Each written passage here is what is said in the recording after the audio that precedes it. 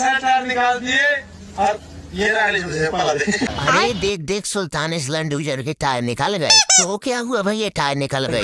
क्या हुआ सुल्तान? अब तेरे भाई को इंडिया का किंग बनने से कोई नहीं रुक सकता।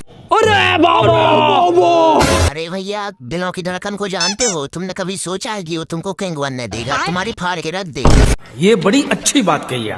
अच्छा सुल्तान, उस स्वराज को उसे तो तू ही पेल देगा। अरे भैया, उसको पेलना मेरे बस की बात नहीं। उसमें 28 स्टार डर गए। अरे बाबा! क्यों रे गधड़ी के बच्चे, मुझे मारने की प्लानिंग चल रही थी? नहीं भैया, आपसे पंगा क्यों लेंगे? अगर बेटा तूने कभी सोचा भी तो मैं इन 28 स्टारों से तेरी चटनी बांट के रख दूंगा।